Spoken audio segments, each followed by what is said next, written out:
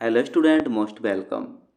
तो चलिए आज लिखेंगे अपन आनंद मासिक पत्रिका अंक 6 के प्रतिलेखन संख्या 7 और 8 का डिक्टेशन।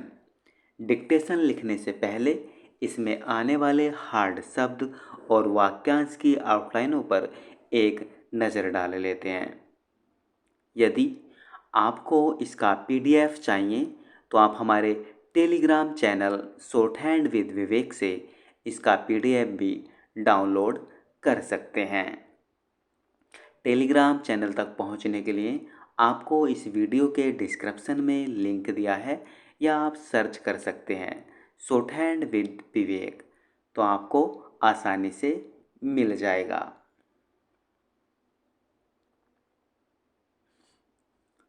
आउटलाइनों को अच्छे से देखने के लिए या समझने के लिए आप वीडियो को एक जगह पॉज करके अच्छे से देख सकते हैं। अगर आपको कोई आउटलाइन समझ में ना आए तो आप कमेंट्स बॉक्स में कमेंट्स करके उसको पूछ सकते हैं, आपको तुरंत रिप्लाई दिया जाएगा।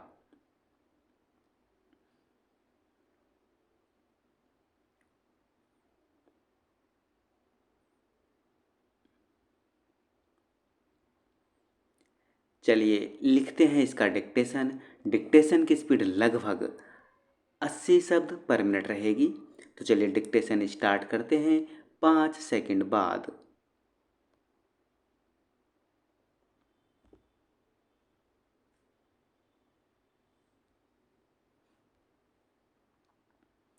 महोदया, अंत में मैं इतना अवश्य कहना चाहूँगा कि गरीबी तो युग युगांतर से हमारे साथ लगी हुई है। बेकारी तो युग युगांतर से हमारे साथ लगी हुई है। उसको समाप्त करने के लिए सभी राजनीतिक दलों को कोशिश करनी चाहिए और अलग अलग होकर नहीं बल्कि इकट्ठा होकर कोशिश करनी चाहिए और उसको समाप्त करना चाहिए, क्योंकि यह गरीबी ही सबसे बड़ा रोग है।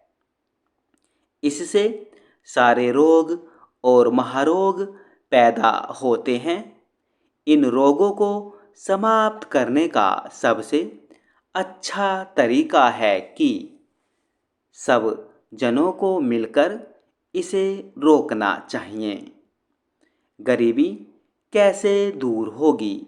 गरीबी दूर हो गई तो बेकारी दूर होगी, बेकारी दूर होगी तो महामारी दूर होगी। इन सब चीज़ों का सहज उपाय यह है कि हम सबको मिलकर एक दूसरे पर उंगली उठाकर बात नहीं करनी चाहिए। राजनीति से प्रेरित होकर एक दूसरे की भर्त्सना नहीं करनी चाहिए।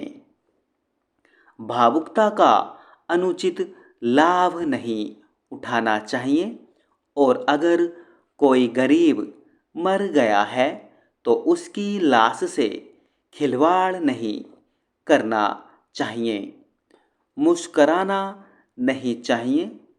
आदरणीय उपसभा अध्यक्ष महोदया, निश्चित रूप से मैं माननीय सदस्य के प्रस्ताव का समर्थन करूंगा, लेकिन कुछ ऐसे तथा अन्य सदस्य ने उठाए हैं, मैं उनसे भी सहमत हूँ कि यहाँ पर हर समस्या को राजनीतिक दृष्टि से प्रस्तुत किया जाता है। अपवाद स्वरूप मेरी पार्टी ने कभी किसी समस्या को राजनीतिक दृष्टि से प्रस्तुत किया होगा, लेकिन मेरी पार्टी को छोड़कर आमतौर से यहाँ पर सभी राजनीतिक दलों के लोग यथार्थ से नहीं राजनीतिक दृष्टि से ज़्यादा प्रेरित होकर समस्याओं को प्रस्तुत करते हैं। यदि यह बात सही है कि युग युगांतर से गरीबी चली आ रही है, तो इस देश में बड़े लंबे समय से हिंदुओं का राज रहा, मुसलमानों का राज रहा, ईसाइयों का राज रहा, सिखों का राज रहा, लेकिन अनुसूचित जाति और जनजाति के लोगों की स्थिति में कोई परिवर्तन नहीं आया। मैं सबकी बात कह रहा हूँ, इसलिए कह रहा हूँ कि यह सबके ऊपर लागू होती है। जितनी भी चीज़ें हैं, देश की ज़मीन है, धरती है, कल कारखाने हैं, लाइसेंस हैं, परमिट हैं, एजेंसियां हैं, दुकानें हैं, मकान हैं, फ्लैट हैं, प्लॉट हैं, शासन प्रशासन, शिक्षा दीक्षा, इन सब से वंचित रहे ये अनुसूचित जाति और जनजाति के लोग, और आज भी सारे देश में जुल्म अत्याचार के शिकार हैं।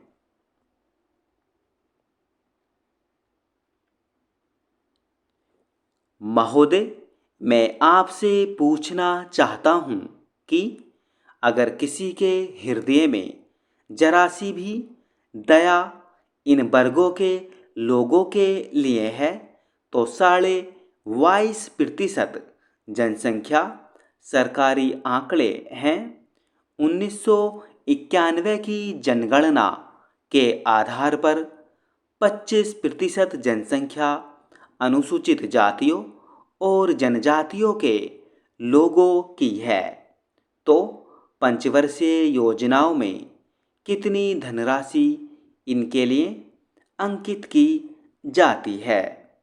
क्या कभी इन जातियों के विकास के लिए, इनके कल्याण के लिए इनको जनसंख्या के अनुपात में धनराशि आवंटित की गई? कभी नहीं की गई।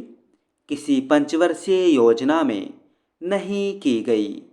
जब इन्हीं की गई तो इनका आर्थिक विकास कैसे हो सकता है? इनकी गरीबी कैसे दूर हो सकती है? इनकी भूखमरी का समाधान कैसे हो सकता है? क्या कभी जो योजनाएं इनके लिए बनाई वे कार्यान्वित की गईं? मैं फिर मूल विषय पर आऊँगा। मैं थोड़ा सा इसकी भूमिका में इसलिए जाना चाह रहा हूँ कि जो योजनाएं इन लोगों के लिए बनाई गईं वे कभी कार्यान्वित नहीं की गईं। माननीय सदस्य जी की बात से मैं सहमत हूँ, लेकिन मैं उनका ध्यान दिलाना चाहता हूँ कि जो प्राकृतिक संसाधन उनके पास थे, त्रिपुरा में कांग्रेस की सरकार रही है, दूसरी भी सरकारें रही हैं, लेकिन उनके साधन उनसे छीन लिए गए। यह सही है कि भूखमरी साम्यवादी सरकार में कम थी और कांग्रेस सरकार में ज़्यादा बड़ी है, परंतु यह भी सही है कि यह आदिवासी क्षेत्र है, वनवासी क्षेत्र है, जिनको हम बिगाड़ते हैं। घुसपैठ जो हुई है बांग्लादेश से, वह कांग्रेस की प्रेरणा पर हुआ, वोट की राजनीति के लिए हुआ। चकमा भी आए बांग्लादेश से, लेकिन वह आए नहीं थे, वह भगाए गए थे, वह निकाले गए थे। उनको मजबूर किया गया था। जब उनकी वापसी की बात कही गई तो उनका कोई इंतजाम किया नहीं गया। बांग्लादेश में वह वापस लिए नहीं गए। बांग्लादेश के खिलाफ कोई कदम नहीं उठे। लेकिन मुझे क्षमा करेंगे जो लोग यहाँ पर धर्म के नाम पर बड़े बड़े लांछन लगाते हैं। बांग्लादेश से जो बड़ी बड़ी संख्या में घुसपैठिए आए, उनमें एक विशेष वर्ग के लोगों की संख्या अधिक है। कांग्रेस के लोगों ने केवल वोट की राजनीति के लिए उन लोगों को नागरिकता प्रदान की। आज उनकी संख्या बहुत बड़ी हो गई है। स्टॉप।